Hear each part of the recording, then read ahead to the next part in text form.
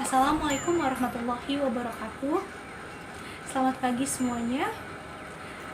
Kami dari kelompok 1 ingin mempresentasikan hasil diskusi kami, yaitu Estetika Timur periode Jepang.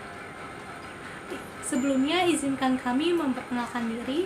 Saya Astrid Diana Rizalfa. Nama saya Muhammad Gilang Pradito. Saya Nika Yanti.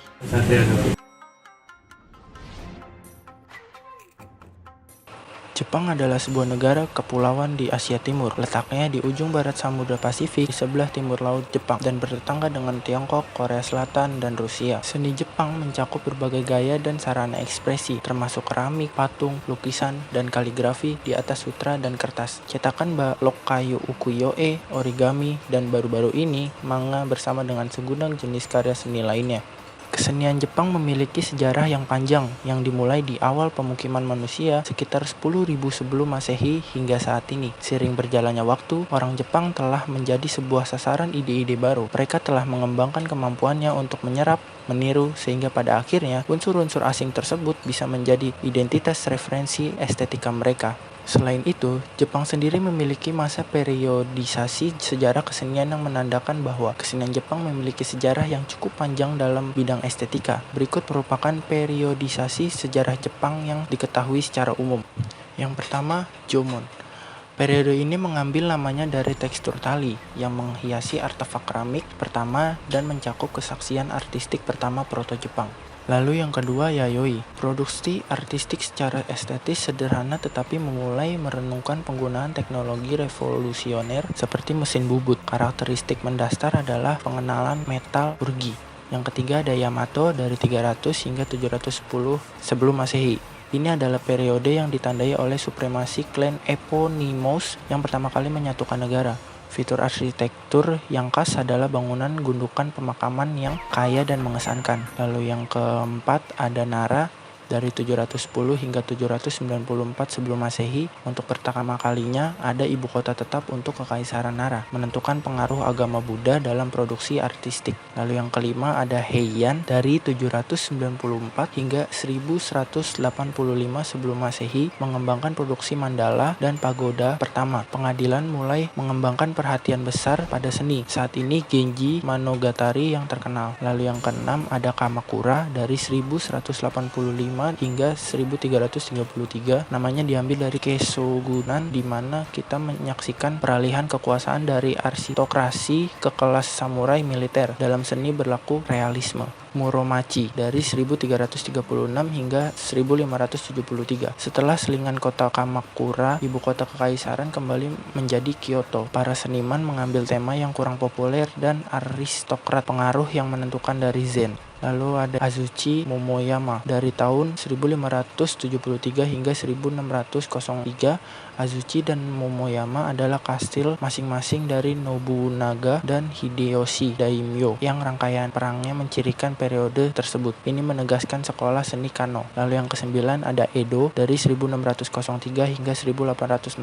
Kemenangan kekuatan politik dan militer Tokugawa yang memindahkan ibu kota ke Tokyo dan menutup semua pintu kontak dengan orang asing. Perhatian besar diberikan pada sains dan teknik. Meiji dari tahun 1868 hingga 1912. Pembaharuan Meiji mengembalikan kekuasaan kekaisaran setelah berabad-abad pemerintahan shogun. Negara sebagai hasil dari dorongan industrialisasi yang kuat menjadi kekuatan militer. Lalu ada Taisho dari tahun 1912 hingga 1926. Ini adalah fase demokratisasi. Kelemahan kekaisaran kemungkinan terlepas dari kecenderungan imperialis di tahun-tahun perang, penegasan liberalisme budaya yang meluas. Lalu ada Showa dari tahun 1926 hingga 1989 dengan masa pemerintahan kekaisaran Hirohito yang panjang. Negara ini mengalami pergolakan sosial dan budaya yang sangat besar yang ditentukan oleh Perang Dunia Kedua dan rekonstruksi pasca konflik.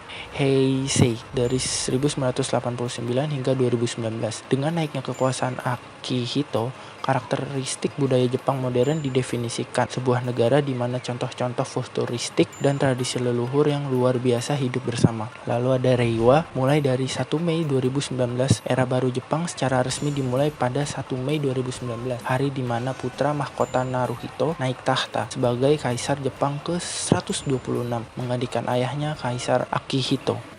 Beberapa seniman Jepang yang mengguncang dunia, di antaranya adalah Yayoi Kusama. Yayoi Kusama adalah seniman kontemporer yang bekerja lintas medium dan genre. Ia tidak terbelenggu dengan batasan-batasan seni.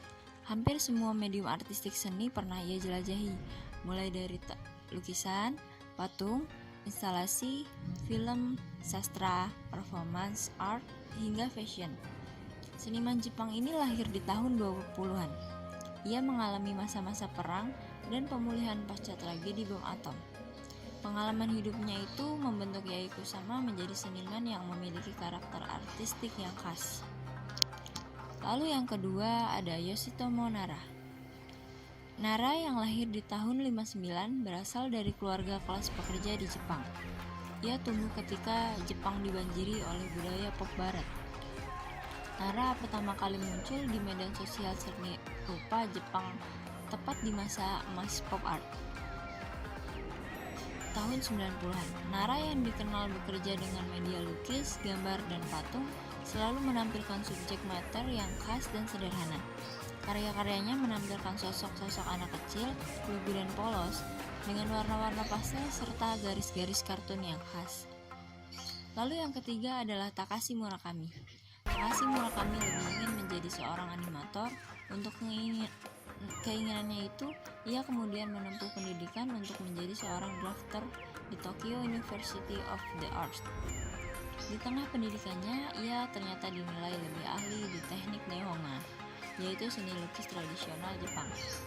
Namun, kemudian alih-alih memperdalam Nihonga, Murakami justru lebih tertarik pada sken seni rupa kontemporer, yang pada waktu itu dinilainya tidak berkembang dan hanya merupakan peniruan dari sken seni rupa barat.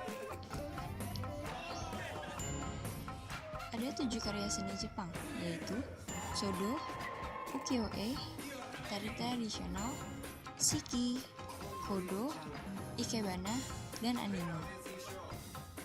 Di Jepang ada 2 kepercayaan yang melatar belakangi konsep estetika, yaitu yang pertama ada Shinto dan kedua ada Buddha. Di sini saya akan membahas Shinto. Karya seni yang dipengaruhi oleh kepercayaan Shinto yang pertama ada lukisan. Gambar ini adalah salah satu ilustrasi legenda kuil Kitano. Lukisan ini menggunakan hand crawl dengan ukuran 29x86 cm, periode pada abad ke-13. Keyakinan Shinto kuno bahwa kekuatan alam yang tidak dapat diprediksi dan diwarnai oleh roh manusia yang tersiksa mendasari asal legendaris dari kuil Kitano yang didedikasikan untuk Sugawara no Michizen. Michizen adalah seorang sarjana, penyair, dan negarawan terkemuka yang meninggal di pengasingan. Yang kedua ada karya seni patung. Gambar ini adalah patung bocah dewa pembuat hujan. Dibuat dari kayu ukuran 42x11x8 inci pada abad ke-13. Patung ini adalah representasi langka dari dewa Shinto Uhu-doji atau bocah dewa penghasil hujan. Uhu-doji juga merupakan manifestasi muda dari Dewi Matahari, mendemonstrasikan perpaduan antara kepercayaan Shinto dan Buddha di Jepang.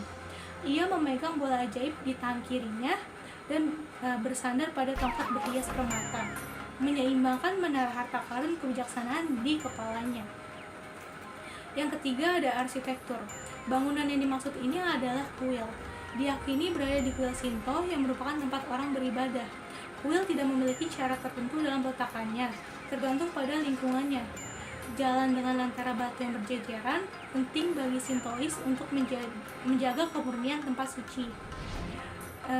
Kuil ini terbagi menjadi 2, yaitu Sumiyoshi Taisha. Gambar ini adalah kuil Agung Sumiyoshi, salah satu kuil tertua di Jepang, didirikan pada abad ketiga.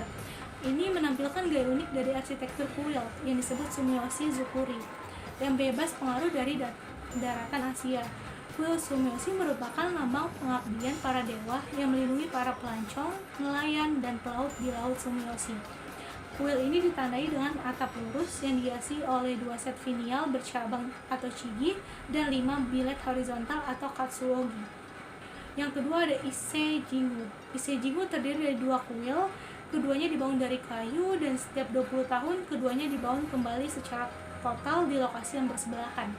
Ise Jingu terbagi menjadi 2, yaitu Naiku dan Geku.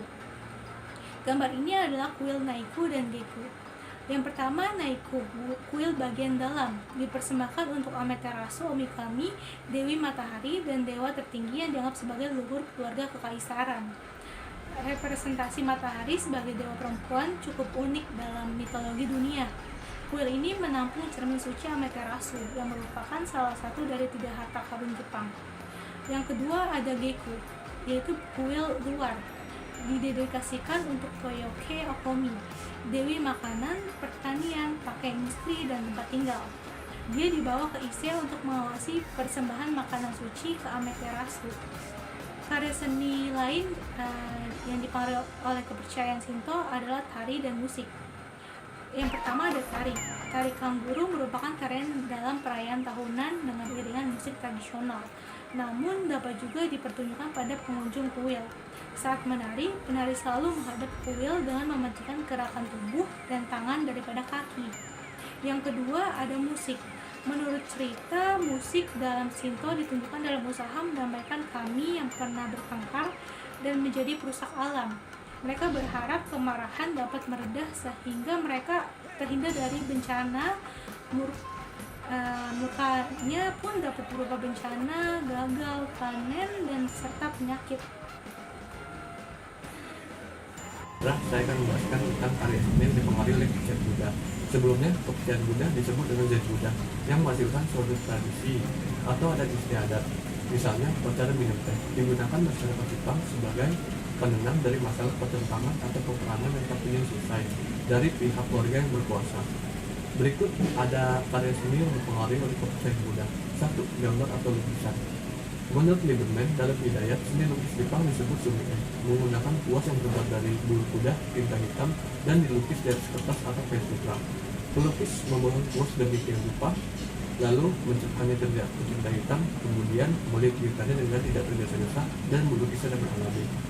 Objek yang dilukis harus sedikit mungkin dan tidak apa adanya. 2. Puisi atau kaligrafi nanti puisi. Terdapat 2 macam jenis puisi, yaitu puisi tertulis dan puisi lisan. Puisi tertulis ditulis dalam bentuk kaligrafi atau sumie, dan puisi lisan dalam bentuk koan. Menurut Watson, koan adalah puisi yang teka-teki yang diucapkan sebagai alat meditasi atau melepaskan logika. Ciri umum estetika timur periode Jepang. 1. Tradisi estetik Jepang mengangkat keras hubungannya pada alam. 2. Memiliki ciri khas kesederhanaan. 3. Nilai estetik Jepang juga terlihat dalam kehidupan keagamaannya. 4. Jepang memiliki 2 konsep kepercayaan yang terbelakangi konsep estetika. 5. Ekspresi artistik adalah cerminan alam. 6. Ornamen Jepang berusaha menemukan makna hidup melalui seni. Sekian presentasi dari kelompok 1. Terima kasih. Wassalamualaikum warahmatullahi wabarakatuh.